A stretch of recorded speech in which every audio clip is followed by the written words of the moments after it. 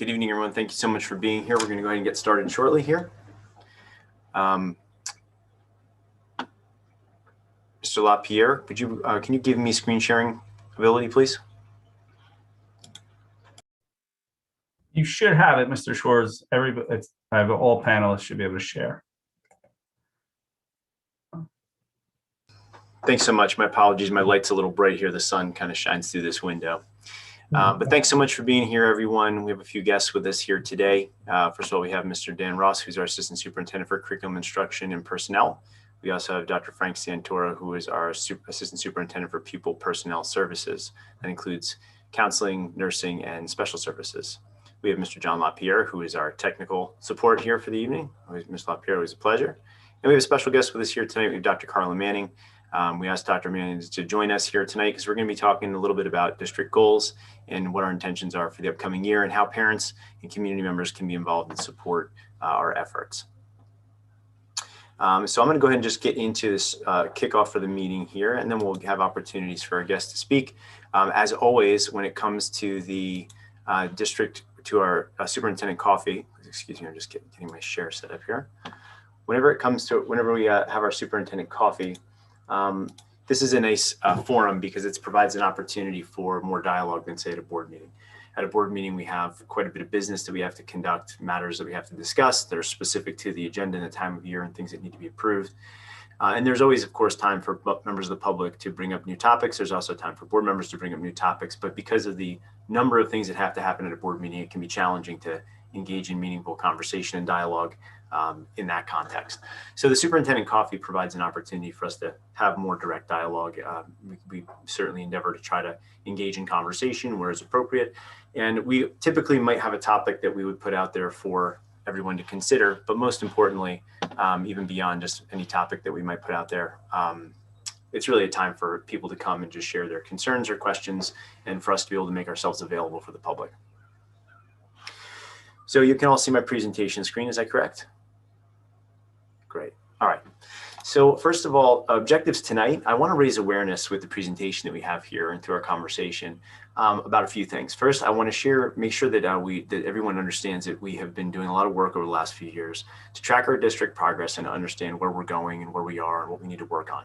So those are memorialized every year in our State of the Schools addresses. And if you go onto my page on the district website, you'll see at the bottom of my screen, my introduction, there's a link to all those State of the Schools addresses. And if you haven't seen them before, I believe for two of them, the most recent one, there's a video you can watch as well. But you can also just quickly peruse the PDF. And the reason why those are important is that they paint a pretty clear picture as to all the dynamics of what's going on in the district and how we're doing. The good news is that we seem to be trending in a positive direction.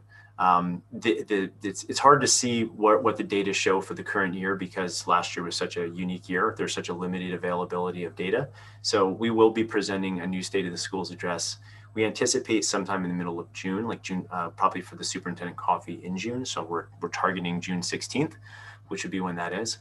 And we plan to, we'll give as much information as we can, but we've been tracking both survey data from our students, parents, and staff members. And we've also been tracking student performance and trying to understand exactly where our best area for improving in the schools may be.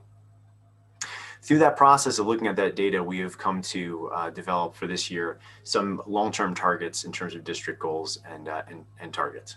And the goals are very similar to what we structured last year.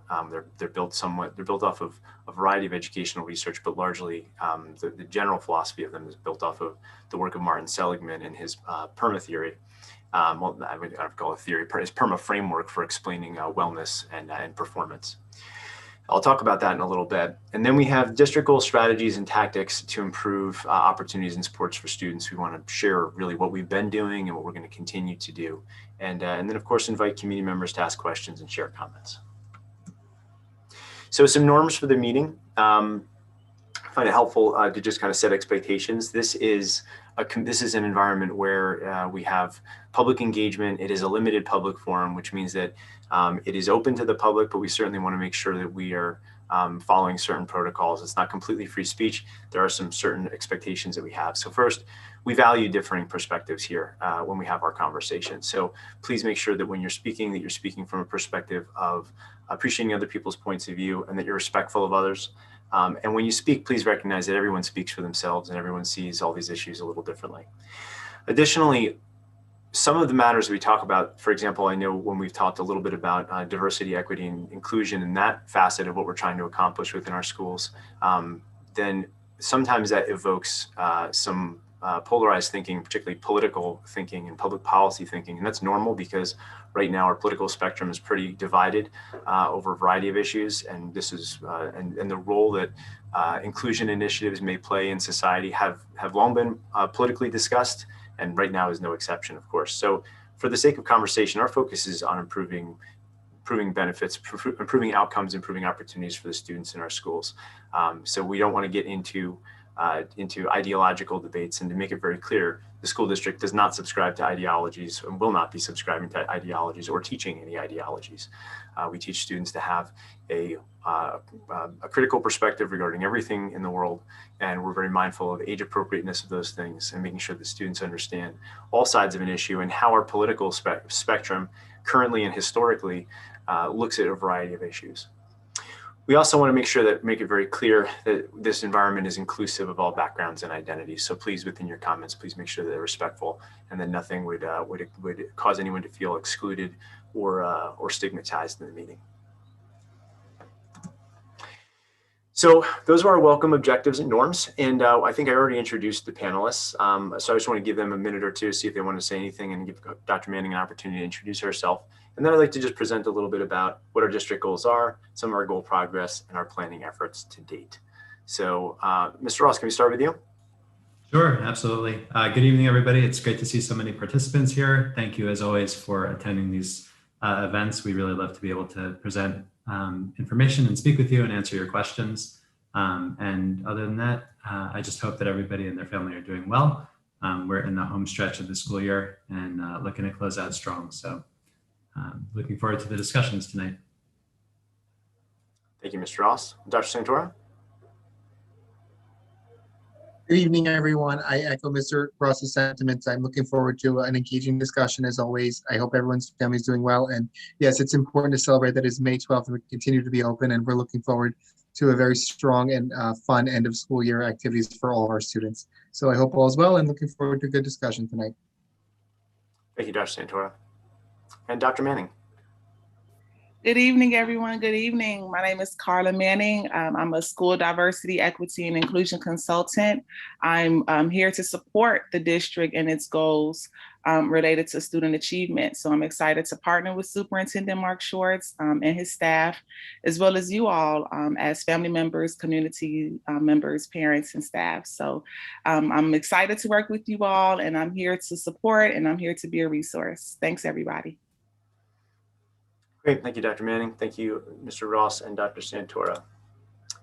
So I'm just going to get into the district goals. Many of you might have seen them before, but I thought it'd be important to kind of share a little bit of the background as to how the goals got to be where they are and some key features of the goals. We developed these goals really collaboratively, and the rough framework of them, particularly with goal 1 and goal 2. Goal 1 is an academic goal. Goal 2 is about supporting students and their wellness. And then goal 3 has always traditionally been about responsibility, fiscal responsibility, and good planning for the district. And specifically, this model seems to have worked well. It was embraced well. So when we looked to update our goals, we chose to stick with that framework. We worked with our faculty, our administrative team, and board member input. When we looked through a lens of the lens of data, we looked through the lens of our mission statement, our values, what we knew from the State of the Schools address, and then of course we looked to align with research. And so, all the goal language and the metrics are rooted in a significant body of research, which I'll point out as we run through them real quick. And the target metrics are based on prior data collection. So there's always a level of uncertainty and impreciseness when it comes to setting some sort of a target. But we did base the climate targets and the and some of the academic targets based on some actual data that we had from prior achievements. So they're kind of rough shots, but they're based on they are based on prior performance. And then of course the goals have to be and we are going to be rebaselining those each year, though, of course. And then our goals must be reauthorized each year, and they may be adjusted as appropriate. If for some reason we see that there's language that we just no longer think is right, we can adjust that from each year. If a target is just unrealistic or is way too low, we can adjust those as well from year to year. But the idea was to have a multi-year vision and a multi-year approach for what we're trying to accomplish. And then, of course, goals 1 and 2 have an individualized student focus, which I already kind of roughly talked about. So goal 1, as I said, is really an academic goal, and it's rooted a great deal in authentic learning experiences. So that's relevance, some research on relevance there, focusing on student agencies, that's ownership over their learning and metacognition. And we want to develop supports for students, and we really want to focus on expanding our role and our work in using formative assessments and promoting student mastery. And we have a lot of great things going on already this year in that direction, but of course we want to continue to formalize the work that we do and ensure that we have a ubiquitous and positive experience for all of our students. So some of the targets that we focused on are academic identity, and there's again a good body of research around self-efficacy and how that impacts student performance. Engagement in the classroom obviously is critically important. And then a sense of purpose and academic expectations that school is preparing students' life for as an adult, all really critically important. So, and again, all these features, when we talk about the inclusive quality of these goals, part of this is that we want to make sure that no matter what kind of student group we're looking at, whether it be by race or whether it be by economic advantage or whether it be by special education or not special education or general education, or whether it be by male and female, however we look at student groups, we want to see that all of our students are doing particularly well. We also want to see that we endeavor that over time to make sure that we have good proportionality within all of our enrollments. So when we have honors courses, that we see a good representation of students from a variety of backgrounds in all those courses. We wouldn't want to see circumstances like we see a little bit much of now, where we have our economically disadvantaged students overrepresented or underrepresented in our AP and honors classes. And part of the way that we would accomplish that, of course, is just by making sure that we provide a diversity of opportunities, that AP and honors isn't necessarily the only standard. We are offering dual enrollment courses. We have a variety of STEM classes. We want to see students pursue world language beyond level 3. So we're going to be looking and just monitoring and just observing and making sure that if we see any inconsistencies, that we ask ourselves, what is the reason for that inconsistency, and then provide targeted support for students to make sure that all students are thriving. And then we also want to see, wherever possible, minimum proficiency rates for all students. If we had a minimum proficiency rate of 65% on grade level standards for all of our subgroups, we would be probably the top ranked district in the state. That's just, that would be an outstanding achievement, and very few did. I don't know of any districts that actually, it would be very few. Let's just say that we'd be among the top. And although we do very well, many of our subgroup classifications are pretty far off from 65%. But we have some pretty good plans in place, and I'm confident we're going to be making some great progress for students. And of course, we want to see all of our students achieving at grade level standards. Goal 2 is about supporting students' wellness. We know, again, I think it's pretty clear in the research at this point that when students have strong relationships with their teachers, when they feel a sense of belonging, when they feel supported, when there's high levels of trust in the school, when they feel safe, they're much better set up for success academically. And so we have a goal that's built largely around that. Our focus within the targets here are regarding a sense of belonging at school. We also are focused on relationships, as I mentioned before. And then we are interested in trying to use ethical and appropriate measures to diversify our staff. I've gotten some questions on this goal before, and trying to see more diverse staff members. The intention of this goal is around the research that shows that students benefit the most when they have exemplars who look like them, or who they identify with. That's the way I should say it. And the bottom line is that all of our students benefit by having exposure to individuals from diverse backgrounds. And so we obviously always hire the best person for the position, but by opening our searches as broadly as possible, by ensuring that we don't have any discriminatory practices in our search processes, and by making sure that it's very clear in our postings that we're an open-minded district that really wants to bring in, that values diversity, that we hope over time that'll increase the odds in our favor of being able to operate more searches where our most successful candidates are individuals who identify from a background other than white. That would only help our schools.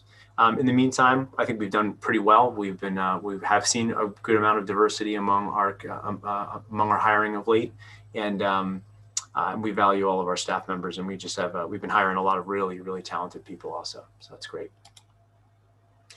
As far as District Goal 3 is concerned, this is largely about financial responsibility, trust with the public, and facilities planning. So of course, we want to make sure that our facilities are as good as they can be. As far as district goal efforts, this year, in the current year, we've had quite a bit of training, and we've engaged in a lot of strategies with our staff in developing, for example, the blended learning principles and commitments that we rolled out this year. So we have a really excellent consistency of practice across all of our schools with respect to the use of Google Classroom, parents and students receiving weekly updates regarding with weekly previews for what's coming up in the current week. And then, of course, the wide variety of technology tools that we've been using really increase student engagement and are really helpful. We've also been prioritizing in-person learning, obviously, but we've been, particularly at the junior school and the high school level, while we've been on the hybrid schedules, we have been prioritizing bringing any students in who are struggling in the remote learning environment to get them in the school building every day. So that's been going on for quite some time, and that's been very helpful. Over the course of the last few years, we've been engaging in climate survey administration. As I've said, we've been able to track our data, and we've shown improvements from 2017-18 to 2018-19. We did see improvements to 2020, but unfortunately, our participation rates dropped significantly because the students weren't in school. They were on everyone was in lockdown at that point in time. So I can't say with certainty that that's necessarily reflective of the whole group, but nevertheless, even with that sample, we did see improvement. This year, we're looking to roll out a new platform from a company called Panorama, which I'll talk about in a little bit. And Panorama basically is a way that we can bring together all of our student performance data, including wellness data that we'll get from surveys. And it's going to give us the capacity to really get a better sense as to what's going on with our students. You know, we talk about creating inclusive environments, and we want to empower our students from diverse backgrounds and all backgrounds. The reality is that the way that we best achieve that is by focusing on each and every individual student, regardless of the color of a student's skin or the language they speak or whatever their culture might be at home or their economic position. Every single student that we have, we want to see successful in our schools. And so the whole point of what we're trying to accomplish here is to develop individualized systems that can meet students' needs. And to do that, we need to get a full picture of each student. So when we talk about climate surveys through this platform of Panorama, they partner with Harvard Graduate School of Education. I'm sorry, that's a typo, it should say GSE. But Harvard Graduate School of Education to identify data collection tools that have already been determined as valid and reliable in academic study. So there's a wide variety of them. We're reviewing them right now, and we're really looking forward to rolling those out. Next, we have one of the other things that we've been doing is really trying to monitor student progress. And so here, I'm actually going to invite Mr. Ross to share a little bit about this presentation. This was done, you're probably aware of the headlines that talk about learning loss and our concerns about how our students are doing. So we were really concerned about that as well. Truth be told, we went into this year just assuming and presuming that we were going to be seeing that some of our students were definitely not going to be achieving at the same level, which is why we very quickly worked to put together high engagement strategies for students. And we also worked to put together a variety of intervention systems of sorts. So at every level, we have some sort of system whereby students can receive extra help. And at the elementary level, we even included a new software program called Freckle and rolled it out and trained the teachers and the students in it. And so that can provide some individualized instruction for students as well. So this is these systems and strategies all together are really just kind of preempting what we knew we would be dealing with some students. The conversation about learning loss has subsided somewhat because some of the research, some of the data that's been coming out from other school districts is that it's not, for districts that have been in place, it is not quite as, for districts that have had in-person learning in place, the implication hasn't been so bad. But what is being pretty clear is that there are a lot of students who are left out of that data, and particularly students from low-income communities. And so we have been able to keep very high rates of participation. So we've been able to track the participation rates of all of our students, including those from those with economic disadvantage. So in our district, I think we have a pretty good handle on what's going on. We are receiving some federal funds. We just got a memo today that we're going to be reviewing that's going to give us some clarity regarding how those funds can be used and how much we're receiving. So we'll be doing even more to try to help any students who have suffered. But for the large part, we saw some promising outputs. So Mr. Ross, would you mind just giving us a little run through as to what you saw in this presentation? Yeah, absolutely. I'd be happy to. So this presentation was provided to the Education Committee of the Board of Education, and the board really has been a great partner in this, and the Education Committee is a very strong advocate for looking at the district, looking at data and trying to really make some sense of things on behalf of students. We have a lot of anecdotal data that things generally go well or that things might not go well, but having secure data in hand, quantitative, real qualitative data that's driven by surveys is just far more convincing and really gives a much clearer picture of kind of the state of where the district might be at any given time. So this presentation was given at the beginning of February, and this was our mid-year check-in essentially to look at how students were progressing, how things were going, and whether or not we were seeing learning loss, which, as Mr. Schwartz said, was really a term that was used quite broadly throughout, the March to, really since March 2020, it still continues to be used in our district. And if we were were there particular grade levels that were seeing that type of learning loss, or were there particular demographic subgroups that were exhibiting that sort of loss? The secondary piece of this is that, in many districts, students have not done well by sort of the metrics that have been set up by the schools. So taking the issue of sort of normed assessments aside, there are a lot of districts that have reported very high failure rates or very low participation rates in remote learning or even in-person learning. And so we wanted to take a look at kind of what was happening with our students. In grades K-8, we're in year 3 of using the STAR assessment. And as part of our drive to really promote equitable outcomes for all students, we think that nationally normed data collection is really essential. So the STAR assessment is given 3 times a year, unlike something like the NJSLA or formerly the PARCC assessment, which is kind of a postmortem on the year of learning. The STAR assessment allows us to provide initial understanding of how students are doing, a mid-year check-in, and a sort of end-of-year check-in as well to monitor student growth. STAR assessment can also be given at any time throughout the year, so it's often used, and we use it well, I think, to drive intervention and enrichment programs on top of just sort of monitoring general student progress. So in grades K through 8, the STAR assessment was given last winter 2019 and winter 2020 as part of the regular course of things. And so we looked at student growth and growth expectation metrics for students in grades K-8 from that winter to winter period.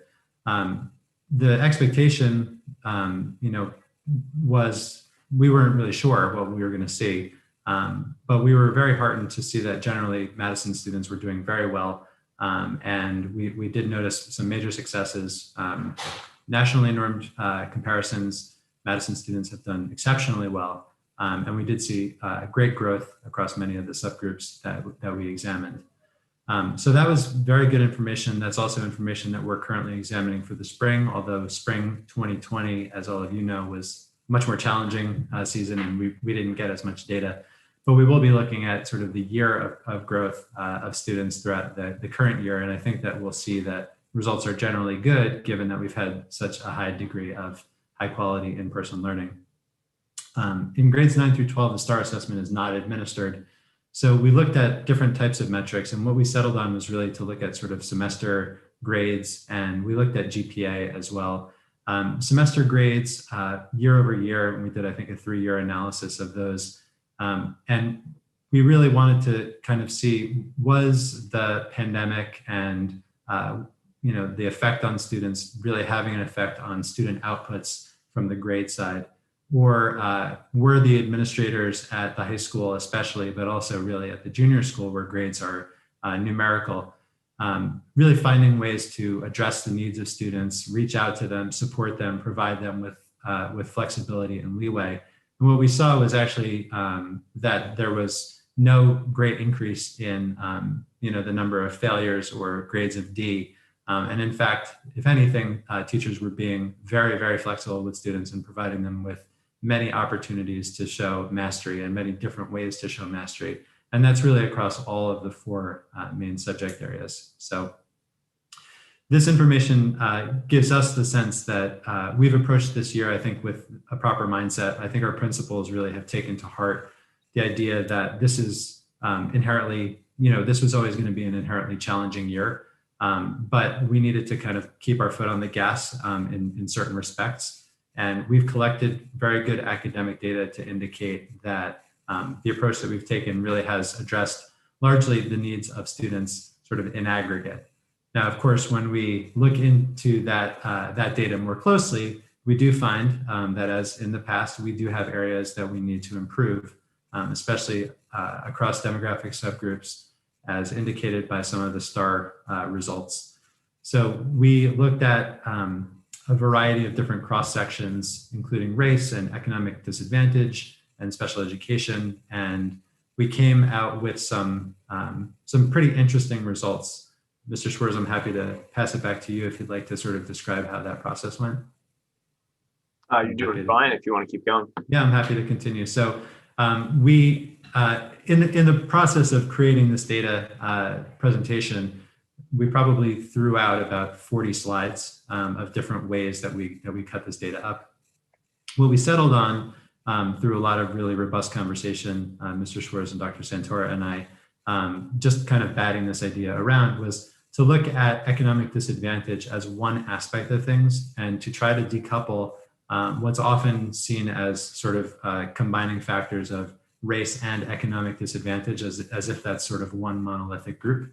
So what we ended up sort of settling on was white non-economically disadvantaged students, and then students of color who are non-economically disadvantaged, and then economically disadvantaged students.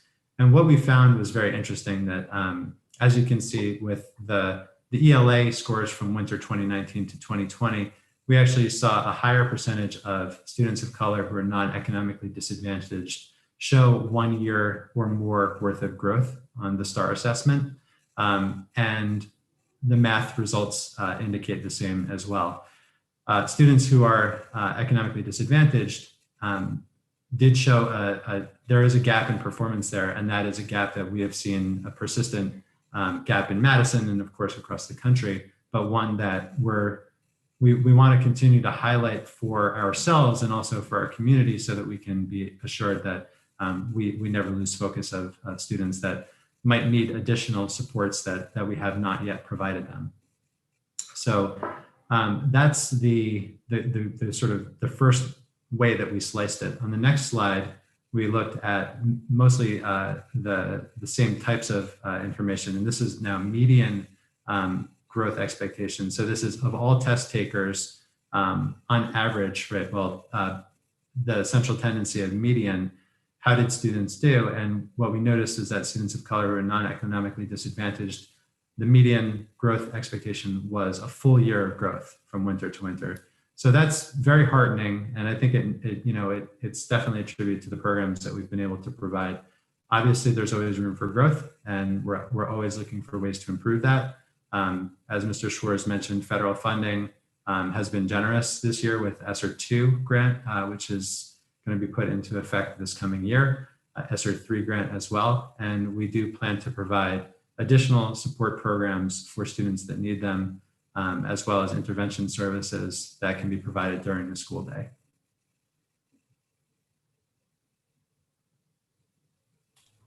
Thank you, Mr. Ross, for that rundown. And I want to be clear, we're seeing the outcomes positive in the fact that we, in a year where we had a pandemic and schools were closed for emergency remote learning last March, and then we were in a hybrid learning for most of the year here, that we still averaged about a year's worth of growth.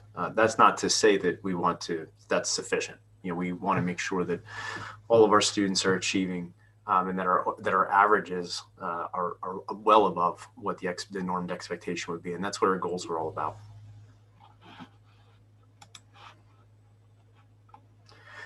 All right, thank you again for that, Mr. Ross.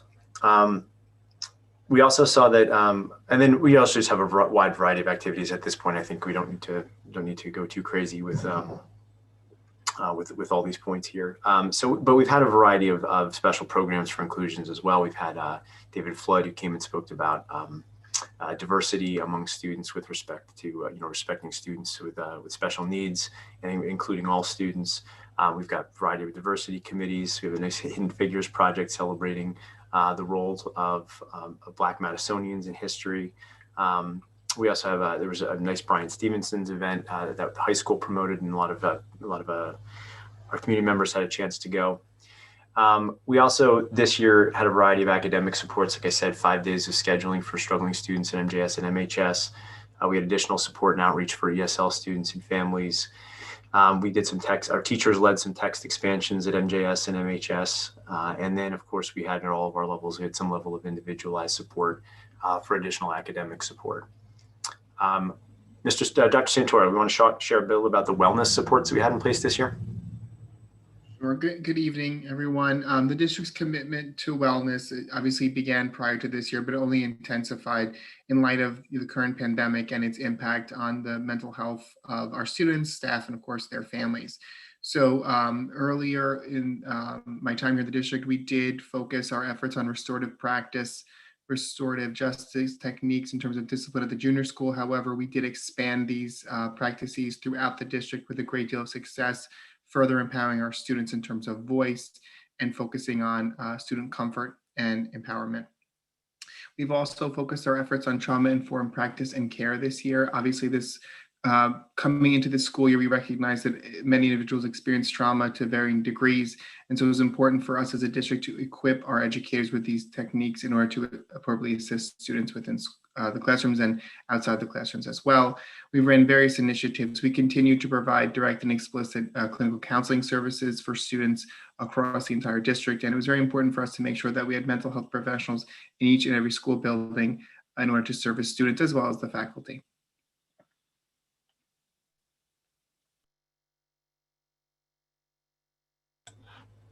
Thank you so much, Dr. Santor. I appreciate that.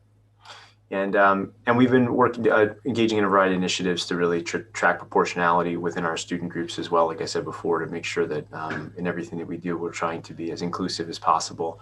And if we, for some reason, see any trends where any students are not appropriately included, that gives us an opportunity to look for a window to see that all students are having equal access and opportunity to our programs.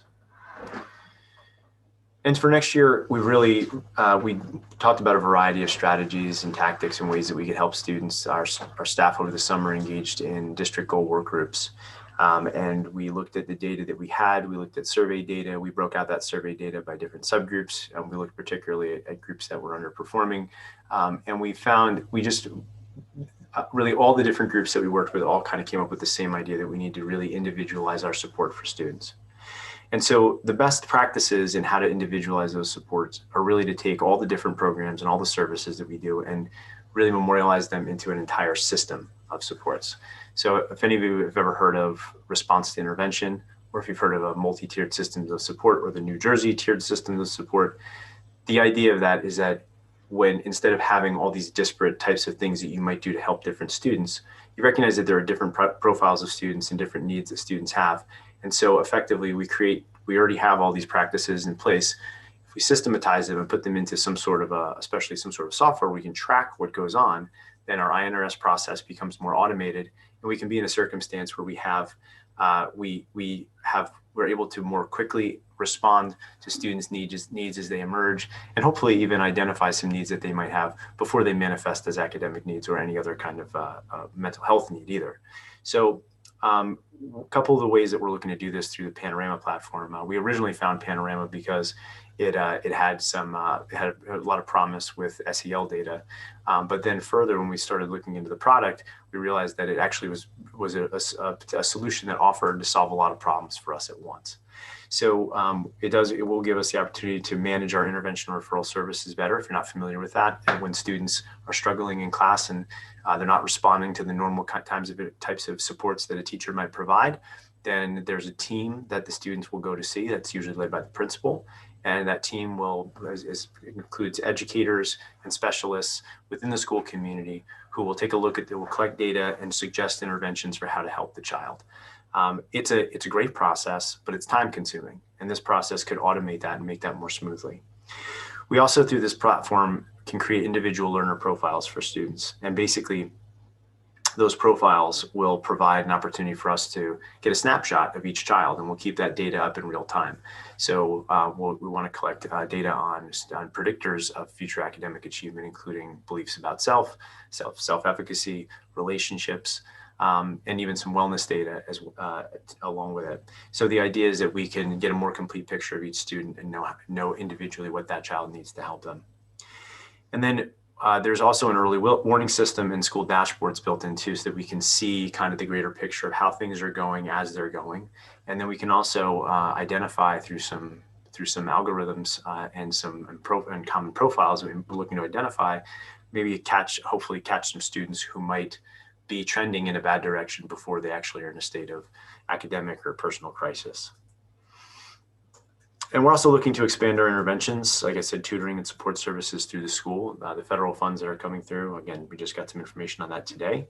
So we're looking forward to unpacking that, but we anticipate that we'll have some funds to be able to provide stipends for our faculty to provide some additional services for students. And we will certainly be looking to do that before and after school, as well as an extension of the school day.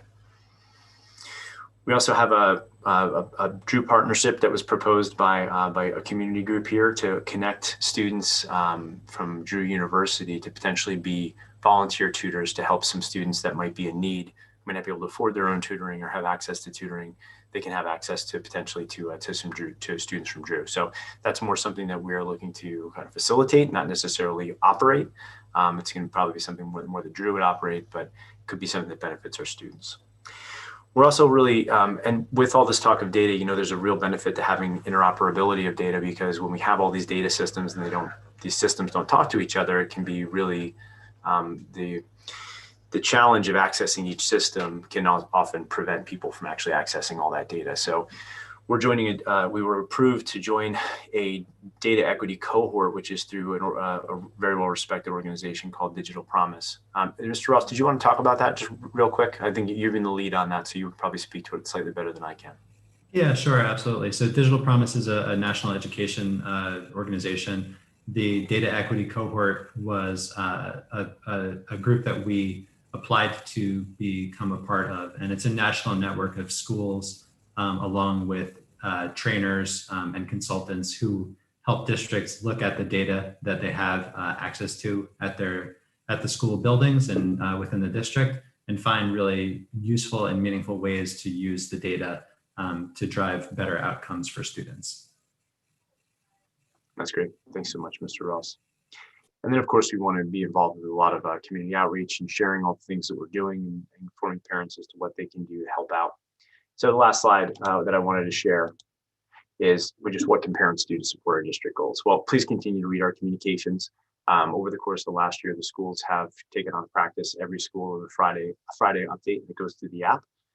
So you can get information there. I've been doing bi-weekly communications, excuse me. So when you please continue to read those communications even after COVID is no longer a concern, or at least maybe not as much of a concern as it has been. Also, we're going to have a variety of opportunities to participate via surveys. So our thought exchanges, for those of you who participated in them, for those of you who haven't participated in them, is a really cool way to contribute thoughts and then rate the thoughts of other people. And then we can really gather a lot of open-ended thinking and bring that information together for analysis and learn a lot from crowdsourcing ideas, and get a sense also to report back to the community about what are the most commonly held beliefs within the community. So we'll also be conducting surveys. We'll use the panorama surveys as our climate surveys this year. We're hoping to get those out in the next 2 weeks. We're currently reviewing some of the student items because although they are excellent research based, some of those items are kind of linked to mental health and wellness. So we may need active consent from parents. So we're in the process of evaluating which items we're going to select. And if we select, if there are certain items that would require that consent. So it's just a little heads up that we may need you to approve your students' participation. We'll share, if that's the case, we'll provide information so that we understand what that means. And we also have, as I said before, program development using federal stimulus funds. We'll probably do either a survey or a thought exchange regarding ways that the district could allocate resources for families to make sure that students are successful and supported. And then facilities planning feedback, we did an initial analysis. We provided that information is on our website if you want to see what that looks like. We are really committed to doing everything that we can to be financially responsible, to provide, to use operating funds from year to year to keep our facilities moving forward, as is evidenced by the HVAC project that we're initiating this summer and was approved by the board recently. And of course, we want to be able to share what that long-range facility plan would look like with some different options to possibly do a more large-scale project, put it up for a vote and go to referendum, but also to just make sure that people understand what kind of things we're prioritizing in the projects, even if we don't go for a referendum, what we're prioritizing on an annualized basis. And then, of course, the State of the Schools address will be coming up in June. So please, I would love it if you would please take the time to watch that, because that'll give you a good picture into a good window into what's going on in the schools. So thank you for taking the time to hear everything that we're presenting there. We're really excited about the plans we have for students. And the bottom line is that our focus is making sure that all students are thriving and flourishing in our schools, regardless of their prior academic experience or their identity or their backgrounds. We want to make sure that every student is successful. So that said, I'm going to go ahead and open it up for questions and comments, see if anyone has any thoughts that they might want to share. We'd love to hear from you. And Mr. LaPierre, as hands come up, would you mind inviting people to join us? Certainly. And we do have some hands now. So first is Rupal Modi. Hi, Rupal.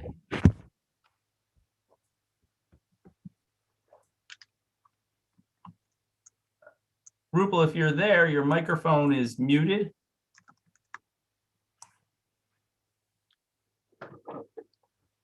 Okay.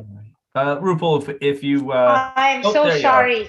Oh, Okay. I'm so sorry. No. I think that was an error that the hand was raised. I think the hand raise was from yesterday when they were honoring some of the elementary school kids for the Olympiad, and I never took it down. So I apologize for that. Oh, no problem. But thank you. No problem at all. Thank you.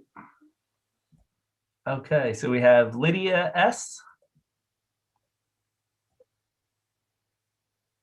Hi, Lydia Swanson. Can you hear me? Yes, we can. Ben, how are you, Ms. Swanson? Good. Question for our freckle subject matter expert, Mr. Ross. My children, according to them, they say the video explanations for maths, all the maths, right, Caleb? Okay. They still haven't updated it. So like when you get a problem wrong, the software comes up with a generic video of a concept similar to that example, but it's not specific to that example. So I know I mentioned this in the fall, or maybe back in January, I can't remember. So I'm just wondering if you remember our conversation, and second, if there's been any progress in that. Over. Hi, Ms. Swanson. I do recall our conversation, and I passed your feedback along. We've had some conversations with both our instructional coaches about how Freckle will be used next year and ways that we can ensure appropriate implementation. We've also done additional work with Star Renaissance and Freckle to understand the relationship between those two programs. And so I think that for this year, teachers will probably continue to use it as they've been using it, with some known issues that just based on the way that we've been operating and some of the challenges that we faced are not likely to necessarily be too changed at this point.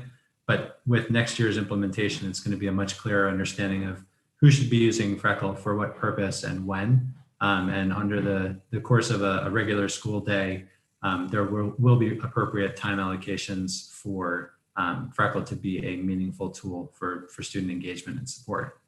But again, if there's, I think that the video issue is was one that we spoke about earlier, but if there's any additional information that you have for me, as always, I'm always happy to hear that. And certainly if you want to set up a time to chat, or if you want to send me an email, I'd love to speak about it. Yeah, sure. Did they say anything about a timeline when they would improve the explanations videos?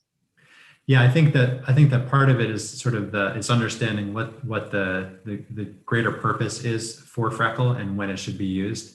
And I think that there is a disconnect right now that in an initial year of implementation I'm not all that surprised at, that there isn't necessarily a perfect implementation.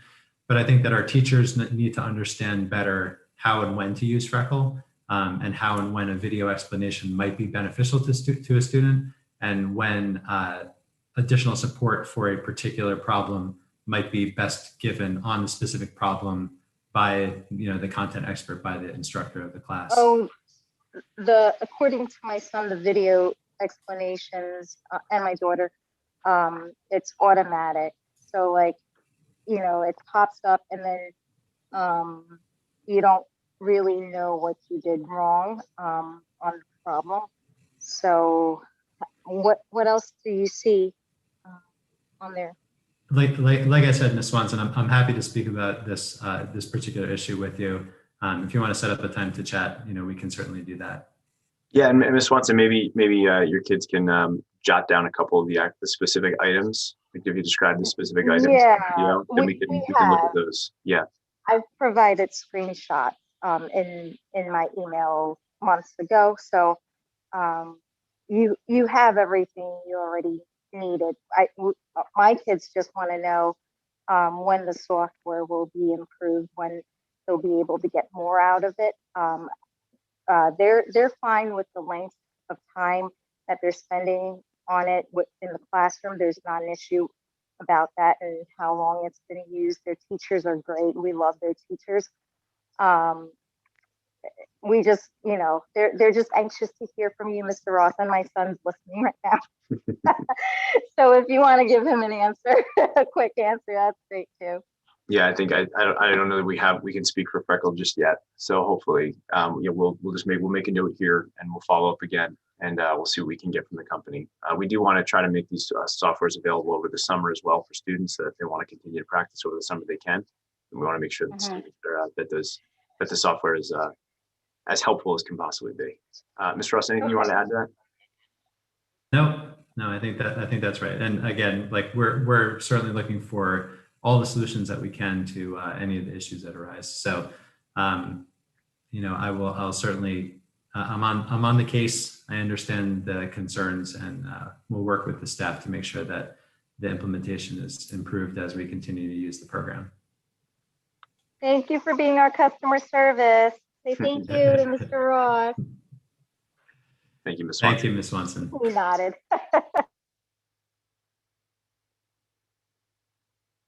Okay, next up we have Dina. Oh, hi, can you guys hear me okay? Yes, we can. Okay, great. My questions are actually for Dr. Manning. Hi, Dr. Manning. I just wanted to first thank you for taking the time to be with us tonight. I know it's not easy to face a community with so many different ideas. So with that being said, please know that I'm not speaking from a place where I'm trying to be confrontational, but I do have some very specific questions that hopefully will help me and the community to gain a better understanding of your beliefs and methods. So with that being said, on your March 3rd Facebook post, you wrote that a BLM lens addresses, deconstructs, and challenges capitalist and white supremacist ways of viewing students. You also wrote hashtag BLM in the classroom, culturally responsive classroom, with the acronym CRC embraces BLM as a fundamental principle in the classroom. I have a couple questions. My questions are, One, will you be educating the school community in CRC? And if so, what specifically will be taught? Two, what specific techniques do you use to deconstruct capitalist ways? Three, if deconstructing, what's the rebuilding theory that you'll be teaching? And four, will you be infusing Marxist values into your teaching? All right. Well, thank you, Dina. I appreciate your questions. Thank you for taking the time to read all of my social media posts. I hope that that you had the opportunity to do that, not just that particular post that you're referencing. To be honest, Dina, critical race theory is an extremely advanced topic of conversation. Critical race theory is not a topic that I would particularly introduce to Madison Public Schools. Because from my understanding, Madison Public Schools is at the beginning of doing this educational equity work. And because of the fact that critical race theory is such an advanced, complicated, complex, and nuanced theory, it is not a theory that I would introduce to Madison Public Schools. As a result, I don't really have any other comments about that particular theory because it's not a theory that I will introduce at this particular time. And as a consultant, I probably will only have conversations about critical race theory if they are requested by the staff, by the district leadership team, or by the parents and families and communities. So, as a consultant, my approach or my role is not to come in and to introduce particular theories or frameworks.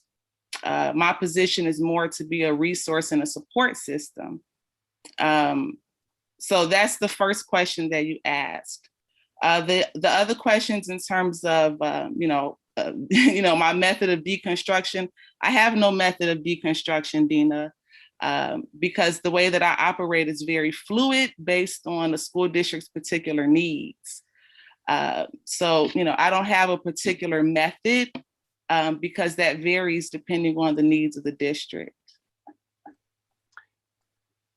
Yeah, thank you, Dr. Manning. And just to piggyback on that as well, just to be clear again, we're right now really trying to, one of the reasons why we wanted to bring Dr. Manning on board is to try to help us to think critically about how to best structure this work. So unfortunately, last week, we had a lot of business pertaining to the board meeting, so we've not been able to move much forward in the last week.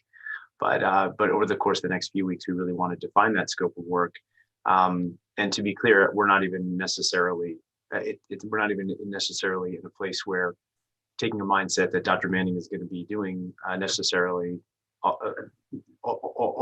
She's not going to be doing all the work. She's not like our DEI just go-to person who we just send out there to do all this work. Really, it's a community effort to best understand how we can promote equity in our schools and support everyone through these goals.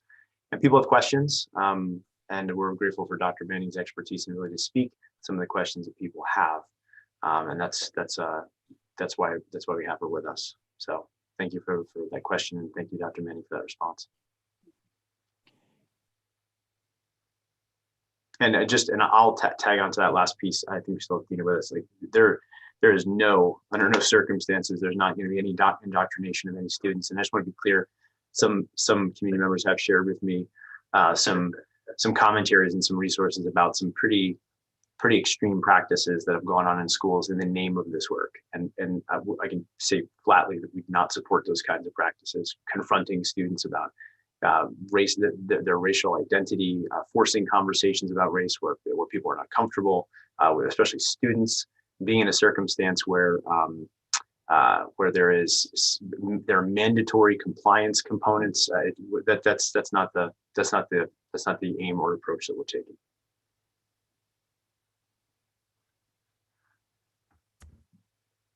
Ms. Artal, did we satisfy your do we respond sufficiently to your question? Oh, I didn't realize that I was still able to unmute.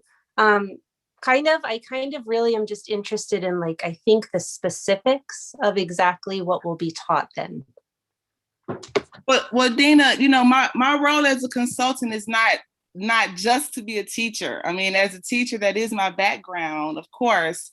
But it's, you know, I'm not coming in necessarily teaching anything. I'm coming in facilitating conversations. I'm coming in to offer support in terms of strategies and goals. I'm coming to offer, you know, professional development trainings. If the question that you're raising is about the trainings in terms of the workshops for the staff, you know, I have to still work that out with Mark. We haven't worked out and really confirmed a specific plan of action in terms of PD topics for the teachers. But you know, that still has to be worked out particularly. But I welcome comments, Dina, because this is really a collaborative effort. You know, I'm you know, welcome to give you my email address, and if you have specific topics of conversation that you would like to be addressed in the trainings, we can certainly talk about that as well. Yeah, and to be clear, also just on that note, you know, we always engage our faculty with respect to our planning. So a big part of what we want to do is recognize that faculty have different needs, and that's what we're trying to figure out right now is the best way to approach meeting the faculty's needs. And a big part of the primary reason why we were interested in bringing on some sort of a consultant is because faculty members had questions and wanted to receive some support, and so we didn't necessarily have anyone with that kind of expertise on the team. Now, in that space of time, we've done a lot of work, and I think we're all coming along really well. But again, Dr. Manning is not a teacher or a explicit trainer, or she's consulting with the administrative team. Okay, thank you. I think, I guess going forward, once you do figure out the specifics, I think it would be helpful for the community to know. I appreciate. Yeah, absolutely. And just as we're presenting out here on all the things that we're doing for the district, we'll continue to share with everyone. You know, the goals, and again, I want to be clear, I respect everyone's concerns and the different places that people are coming to all the issues from. But our goal is to be inclusive, is to bring everyone together in our processes. And that's only happens through transparency. And then Dina, I also want to add, you brought up questions about Marxism and capitalism, Dina. You have to also, if you can keep in mind, I'm a consultant. My job is to also market my services. I'm not necessarily coming in having conversations about Marxist theory, you know, about communist theory, anti-communist theory. I'm not having those conversations at all. I've never had those conversations with school districts, nor do I intend on having those conversations, because those particular conversations are really out the scope of my work with the district. So, you know, I don't get into conversations about particular theories dealing with capitalism or Marxism or communism. That is related to Black Lives Matter, yes. And that is in reference to the poster you mentioned, yes. But I don't have any, nor do I mention any of those theories or address any of those concepts in my trainings at all. Okay, thank you. Thank you, Dina. Thank you. Okay, next up, Jason Leffler. Good evening, ladies and gentlemen. My name is Jason Leffler. I am a 22-year resident here in Madison. My son and daughter are blessed to be in this school district. The purpose of my participate tonight is, well, first of all, just a quick question. How many people are in this chat this evening?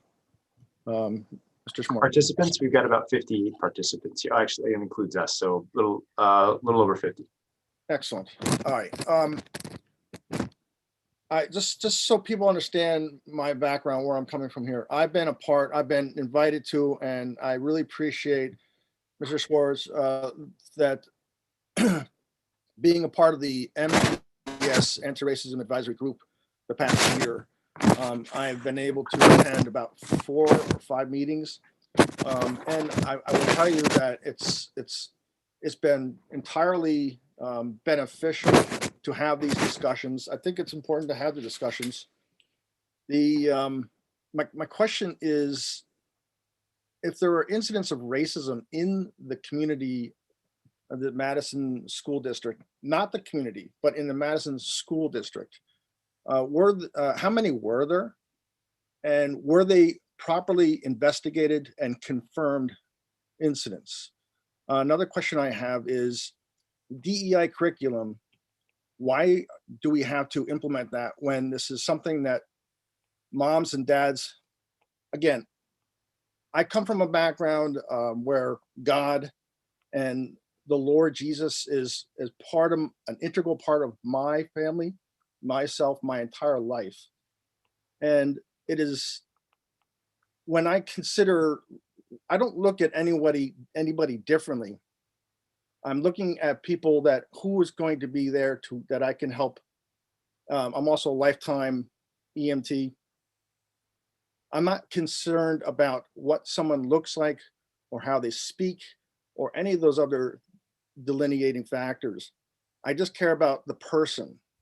And I think the vast majority, 99%, correct me if I'm wrong, of residents in the Madison School District look at everybody with the equal due love that they deserve when they're treated with respect. So I'm not sure why we're implementing DEI curriculum, why it's needed. Let me pause there for a minute so you can reply, please. Yeah, sure. So first of all, thank you for being here, Mr. Leffler. Thank you for your attendance in the anti-racism group, and thank you for your service as an EMT. I'm heartened to hear that from your perspective that this is such that you feel that you agree this is such an inclusive community. I think we have a very inclusive community. I think that we do really, really well. Like all communities, we have uniquenesses. We have some elements of diversity. We have other ways in which we're not diverse. But the fact of the matter is that Madison is a really wonderful and inclusive place, but it's not perfect. And I want to make it really clear that when we talk about all these things, and we talk about these district goals here, I don't want to be the person sitting here trying to pretend or convey like there's significant, major problems in Madison. Madison is an incredible community. We want Madison to be as great as it possibly can be. You know, we already have great schools. We already have a great community. The question is, how do we make it? How do you go from good to great? How do you go from very good to excellent? And I just think you do that by being really ardent about doing the best you can to just make sure that you have consistency across the board. And I would say the majority of people, based on the data that we see and the survey responses that we see, the majority of people are having a great experience in our schools, and that's pretty across the board. But there are still quite a few people who don't have universally positive experiences.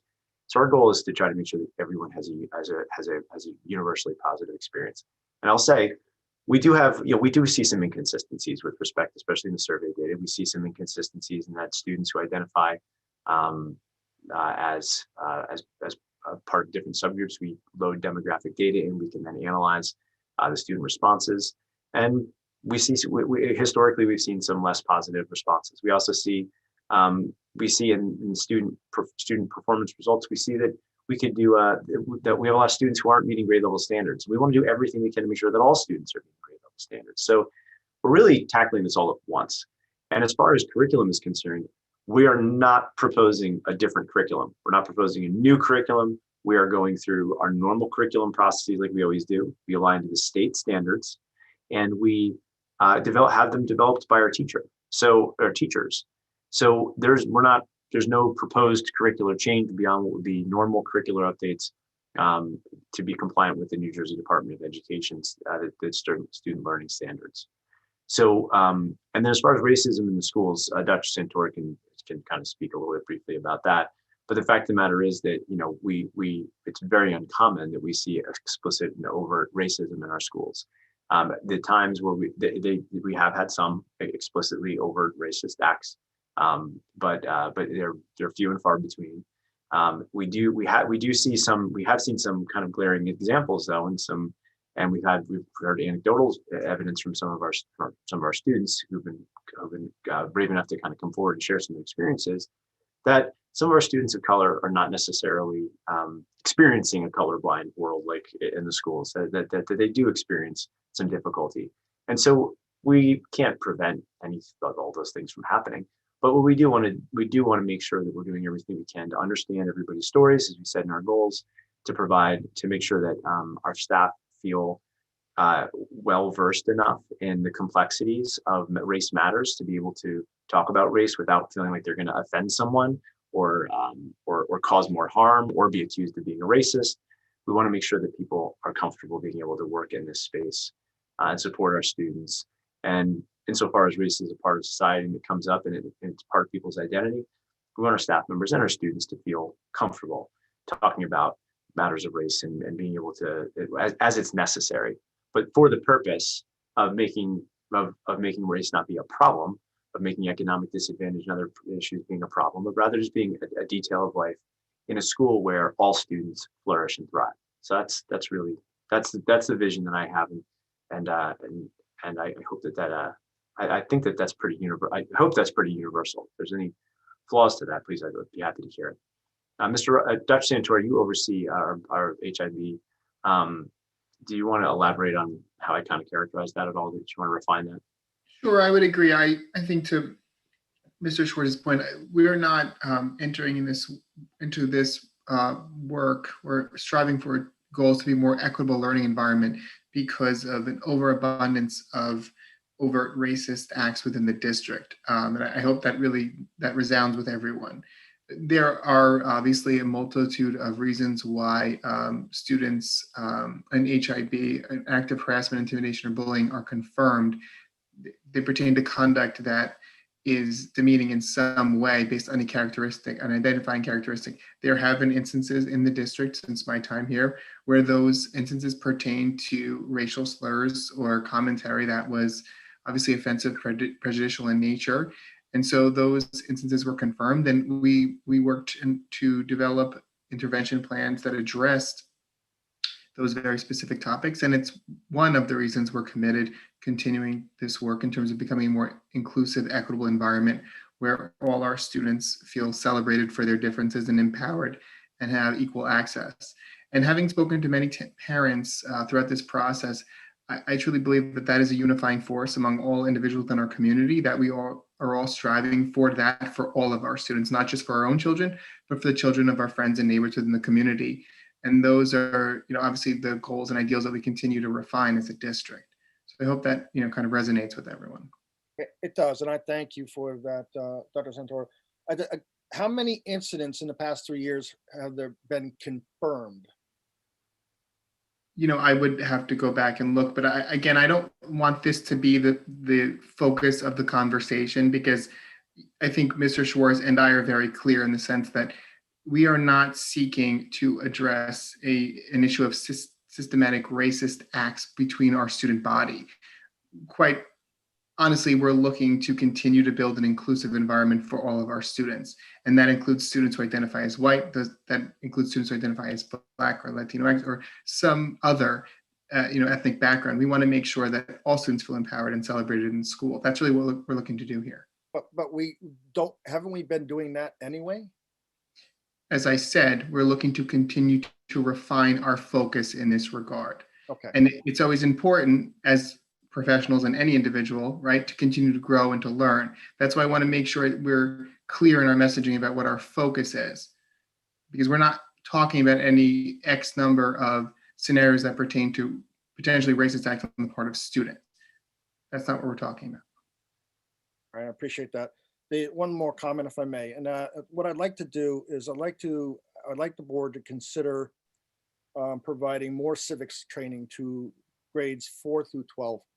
I think we need to understand the founding of this country, what has provided for the most freedom and liberty for the most citizens in human history.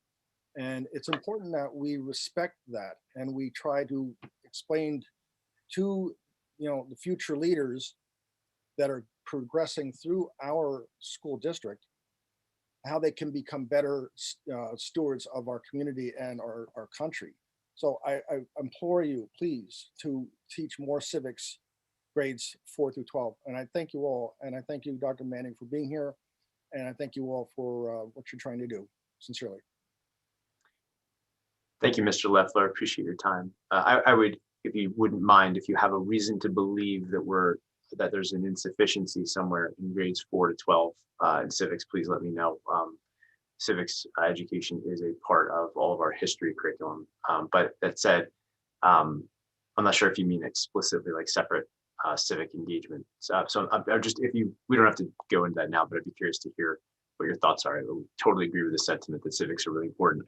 I think our teachers, my impression is that our teachers do a pretty solid job of raising our students to be excellent citizens, especially through especially through the older grades. So I don't know, Mr. Ross, did you want to just, is there anything, give a similar impression? Yeah. So we just want to affirm that we value the role of civics critically. Students need to be informed citizens. Thank you. Thank you. Thank you, Mr. Leffler. Next, we have Duncan Curry. Hi, yes, can you hear me? Hi, yes, Mr. Yes, Curry, we how are you? Great, how are you? Good, thank you. Thank you so much. I just have a quick question for Dr. Manning. First of all, Dr. Manning, thank you so much for taking the time to join the call tonight. I think it might be helpful if you could give us some examples of the consulting work you've done on the past with similar schools or school districts, just to give us a sense of what the work consisted of and whether or how it ultimately changed the curriculum. And if you were interacting mainly with administrators, mainly with teachers, students, or some combination of all three groups. Sure. Thanks, Duncan, for your question. Well, you all should know that as a consultant, I work with schools in different capacities. So I don't have a single approach because it depends on the needs of the district. So I can certainly give some information, but out of respect for my clients, I'm not going to give any identifying information. But I have worked with the school district in Arizona.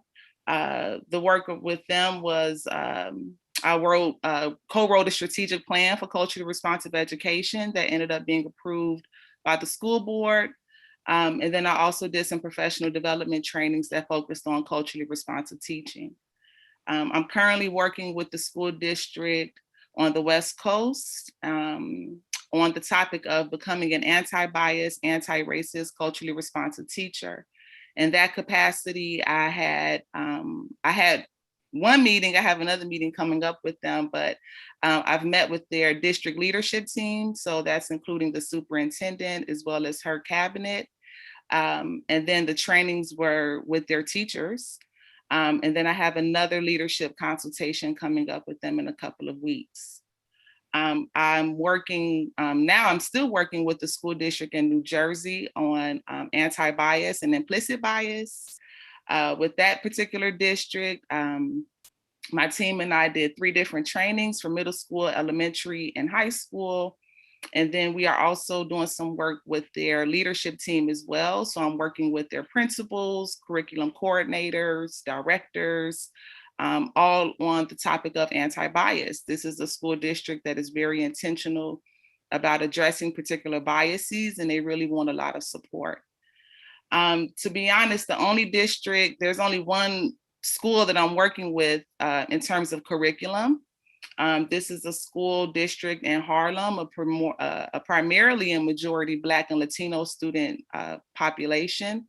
So with this particular school district, I provided trainings for their leadership team. So I'm working with their principals and doing trainings on culturally proficiency education. And then I'm also writing their curriculum. As part of my work with them, I'm writing their African American Studies curriculum. What else? I'm working with another organization, an arts-based organization outside of New York City. And that focus of conversation is about educational equity and inclusion. So I'm doing some PD trainings with their staff. And then I'm also doing some leadership consultations with their administrative team as well. I haven't had any conversations, Duncan, with students. I've recommended to principals and teachers that I am available to have focus groups or to have town hall meetings with students, but I haven't had any direct conversations with students as a consultant. And then I have not had any direct conversations with parents. Actually, in this capacity with Madison Public Schools, this would be my first time actually communicating specifically with parents and community members. So this would be the first time that I've actually been doing this work. Your question specifically about curriculum, I only work with curriculum if that's the request on behalf of the school district. So as a consultant, right, I don't necessarily come in and say, okay, we need to do this and we need to do that. And I'm here. It's not like that. My role, I work with the district in the capacity in which they need me, or in the capacity in which they have prioritized my areas of service. So even though I can offer curriculum development and I can give specific, services in that area, I don't always do that if the district doesn't ask me to do it. So I'm only working, I'm working with curriculum with a particular school district because that is the request of this superintendent. He has a majority and primarily Black and Latino student population. He has a problem with the fact that the curriculum is too Eurocentric, and he wants the curriculum to be more culturally responsive.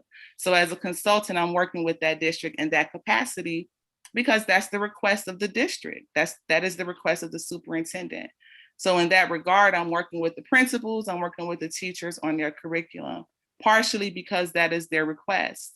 I can't say yes or no if I'm going to do that work with Madison Public Schools because we haven't had those specific conversations. Sure. So it depends in terms of the curriculum. I'm here to offer expertise if that is a request on behalf of the district. We've had some initial conversations, but we haven't confirmed in any particular direction. My sense is that, let me just stop there. Yeah, I only work with school districts with curriculum if that is a particular request. That's one of my favorite topics, one of my favorite interests. I have 2 degrees in curriculum and instruction. But again, I only work with curriculum with the school district if that is a specific request on behalf of the superintendent for me to work with them in that capacity. Right. Thank you for that. That's very helpful. Yeah. I just had one follow-up question. You kind of partially answered it. I was going to ask if the consulting work you've done has been primarily with elementary, middle, or high school students. It sounds like you've offered consulting for all 3 groups of students. Just philosophically, do you approach your work differently when you're talking about advising teachers on how to interact with elementary students versus high school? Because there's obviously a huge age gap there, and there's a huge gap in understanding the news and perceptions. And I'm just curious to see philosophically if you would be. Well, of course, if there are specific questions, I'm not going to give, expertise or strategies centered on high school if I'm talking to a group of elementary teachers. So I have to give information that's based on the context in which I'm talking, in terms of who I'm talking to. So I'm not going to suggest to an elementary teacher, for example, I'm not going to suggest to an elementary teacher to lead an activity that's not age appropriate for an elementary level. I speak to the context in which I'm operating in. So I'm not going to give suggestions to a teacher that's outside of their realm or their scope as a teacher. Right. Thank you very much. Sure. Thank you, Mr. Curry. Thank you, Mr. Curry. Next is Dennis Schreiber. Yes, thank you very much. I listened into last night's board meeting, and I'm listening into tonight's meeting with a keen interest because I've heard a couple of things consistently, and that is that the purpose of having this consultant, Dr. Manning, and welcome to joining us, Dr. Manning, is not to influence the curriculum or the students, but I'm hearing more it's for the teachers and the administrators. And I think that's an interesting way of phrasing it and positioning it, because I think it's a dodge. I think really expect that the teachers will learn something from Dr. Manning and then pass it on to the teachers. That's my comment, and I welcome your response. But now I have a question. Dr. Manning, what do you expect to achieve from your engagement here with the Madison Public School System, and how would you manage your success or failure? Sure. Dennis, I'm going to be honest with you. I don't have any expectations. Okay. My expectations purely is to be here as a person of support and resource. The expectations are really coming from the district. So I don't have any particular or specific expectations. My expectations at the core, I would say for everybody to get along. That's what I would hope. But I don't have any particular expectations per se because that still needs to be identified and confirmed, but I don't have any particular expectations.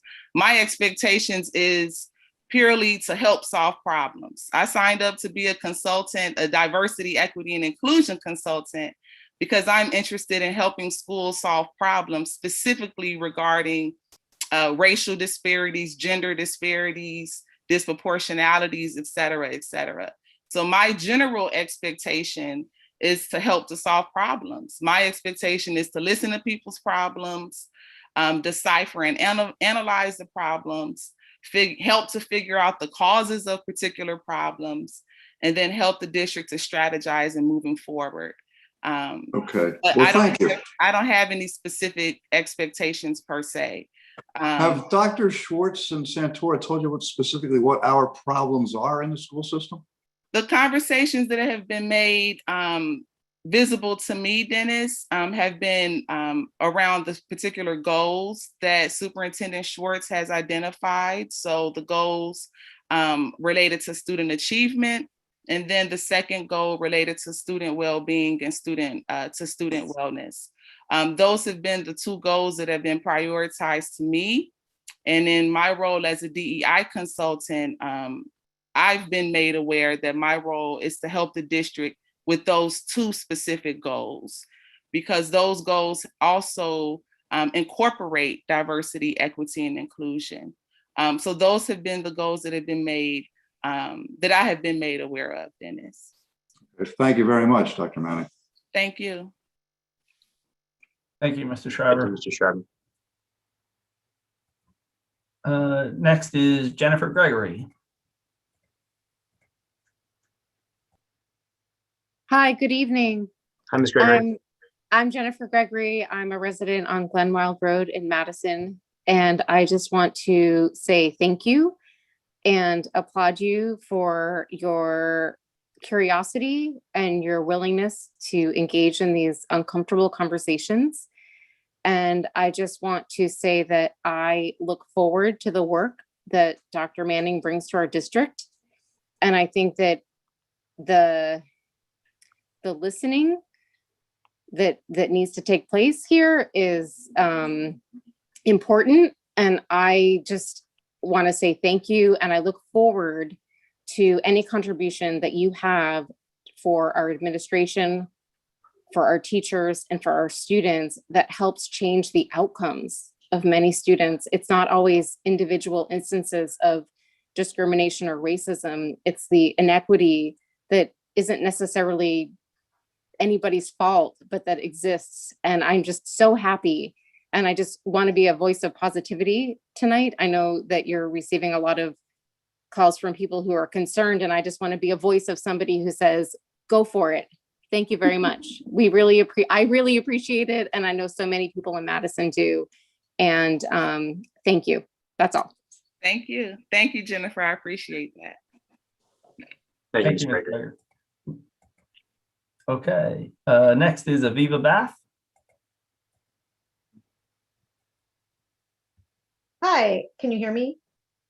Yes, we can. Okay, I'm using headphones, so you never know.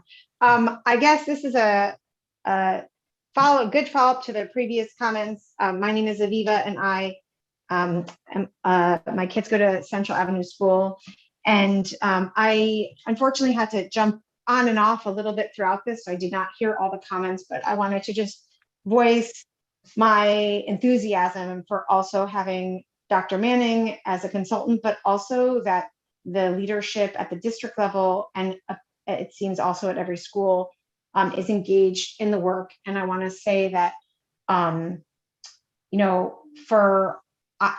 thoroughly believe that the entire community will be better the more that we're able to talk through issues, the more that we're able to support all students to have better outcomes, opportunities, and kind of experiences and exposure. And I just wanted to kind of say, welcome, Dr. Manning. And I hope that we can have more conversations. And I would actually recommend, as you can probably tell from, I heard a couple of comments, the people involved in the district want to talk. So I hope that somewhere in this work, we can have, I don't know if it's open forums or places to have further comments. I know we do the thought exchanges, but more places where we get to voice our input so that you can hear the backgrounds and thoughts of all the community members to perhaps inform our work throughout the district.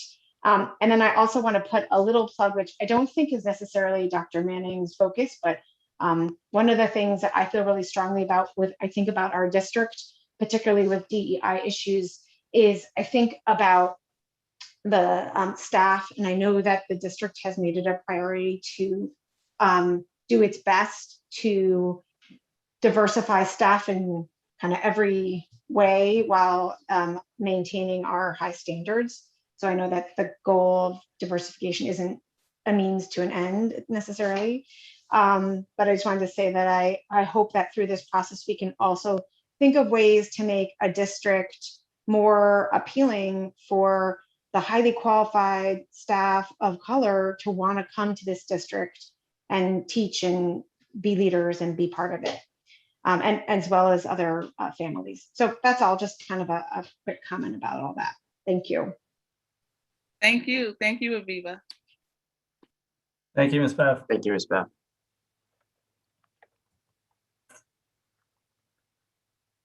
Okay, so next we have, I believe it's Nazaya's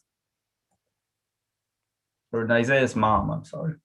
Yeah, that's yeah, I'm Nazia's mom. We lived in Madison for just about a year, so we were basically here during the COVID. We weren't able to make so many friends here. My son, like I sent him to school because I want him to learn to be social, to make friends, to be outgoing, not really, because I need him to learn curriculums and things like that, because obviously kids can teach themselves. You send them to school to be better people, and that's basically it. But I just wanted to say, welcome, Miss Maley. That's her name, Dr. Maley? Manning. Yes. Manning. Okay, I just wanted to say welcome. And yeah, because we are of color, obviously, and we're from New York, we're from Brooklyn, and it's different. It's different here. I haven't really felt so welcomed in Madison, but the first person to really make me feel welcome was Marcus's mom. And she was just on a call just now. So she really called us out, and she just took my son on a play date. And I was like, wow, I didn't think anyone in Madison was like this. Like, this is a whole different town for me, and I just wanted to say that, but I just want to say welcome, Miss Manning. That's it. And what shall we call you, Nazaya's mom? Oh, my name is Maria. Maria. Hey guys. Thank you, Maria. Thanks for joining us. Thank you, Maria. Oh no, thank you. I was a little nervous. I'm not too good with public speaking, but you can't see my face, so it's fine. No need to be nervous, but thank you, Maria. What part of Brooklyn did you come from? Oh, Bedford-Stuyvesant, from where Jay-Z from? Not from let me stop. Okay. But yeah. My son really loves school. He loves school. He never came home and he said he hated school. So I really look for that in kids, if they love it, if they don't love it, he loves his teacher, he loves everything, loves his friends. So, I don't know yet, but I'm looking forward to see for better futures, for better beginnings, for new beginnings. I don't know what to say, but goodbye. Thank you, Maria. Thanks very much. Okay, next is David Steckity. Hi, Mr. Steckity, how are you? Good. How are you doing tonight? Good, thank you. I just want to say, Dr. Manning, thank you again for coming to our district, for working with us. To extend on Aviva's comments, I think it would be great to have public sessions based upon some of the comments tonight and some of the comments at prior Board of Ed meetings. It's clear that there's a great deal of education that could occur that would be beneficial to not just the school system, but to the community at large, around things like what is critical race theory and what is not. What is racial equity? What does it mean for our community? What are ways that we can improve the learning experience for children of color in our community, and how can we make for a more inclusive and diverse environment? So all those things, I think that there's a much broader benefit than just the school district, and I hope that there's an opportunity for you to engage the broader community as well. And thank you again for coming. Thank you, David. Yeah, I'm very open to that. That would have to be something that the superintendent and I would have to work out. But I'm totally fine with that. If there's an interest, if there is a need or a desire on behalf of the community to have these conversations, hey, I'm all for it. But I also want to also challenge people's thinking. I know that there's a lot in conversation right now about critical race theory. It should be understood that critical race theory is just one form of critical theory. We also have many other forms of critical theory, critical social theory, that deserve conversation as well. We have critical feminist theory, we have LGBTQ theory, we have indigenous theory, we have post-colonial theory, we have Marxist theory. We have many forms of critical social theory. Critical race theory has been under the heat for many reasons. But yeah, I'm very open to have these conversations. And I would imagine that if I were to have conversations or public forums or public dialogues with the stakeholders, with the parents and families, that my role would be to purely educate and to inform. I wouldn't be in a position to try to, I don't like this word indoctrination, because that's, in my opinion, that's too much of a political or religious word, and that's not what we're doing. But all in all, David, if there is an interest, if there is a desire on behalf of parents and families to have just general conversations that are not going to be attacking and challenging and this and that, I'm all for it. We can, I can share information, I can share research, and we can really just have some general dialogues. I would only sign up to offer those forums only if there was a genuine interest.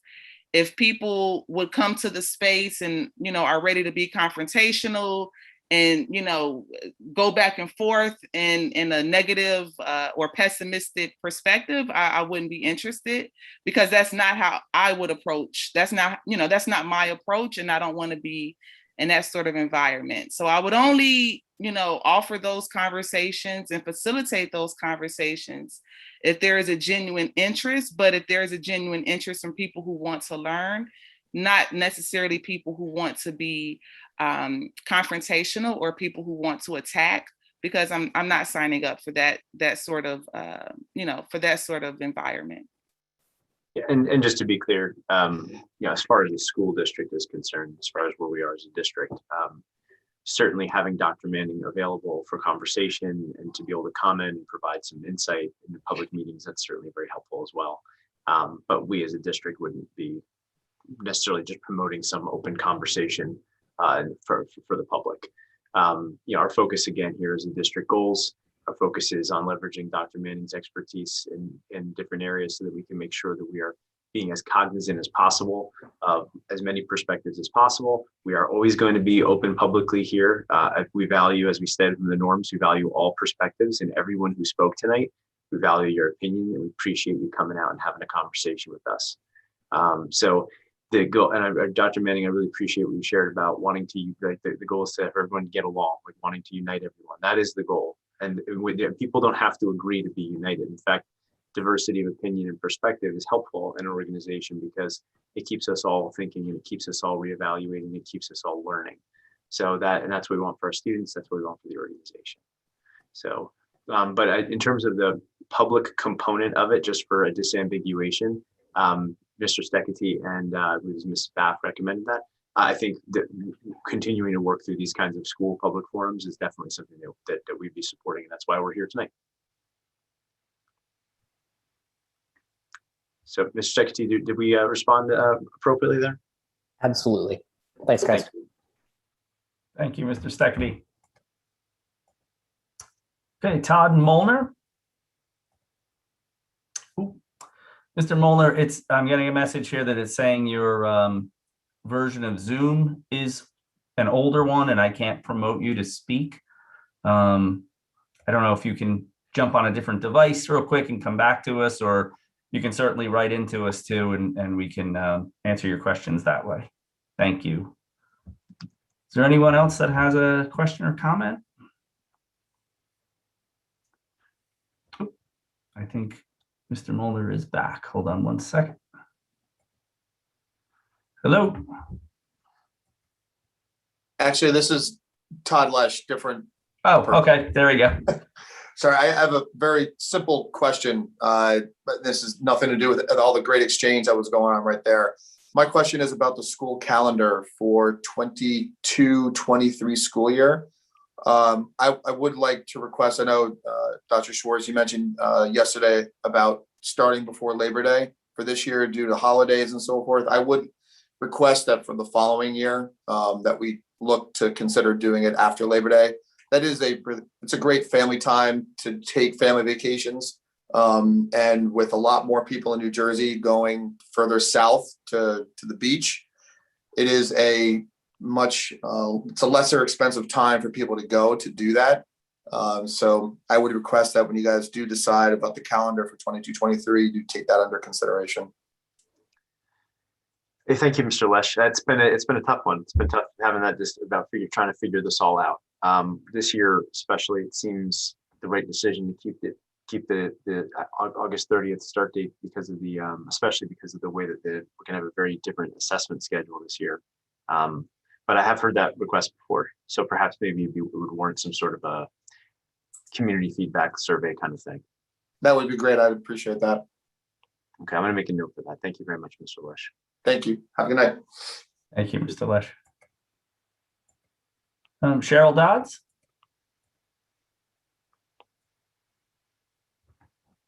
Yeah, I just wanted to say that the high school did a job tonight at the National Art Honor Society inductions and the outside band and chorus concert. It was absolutely amazing. Oh, thank you, Ms. Dodds. Thanks for sharing that. I'm frozen. Thank you, Mrs. Dodds. Thank you, Mrs. Dodds.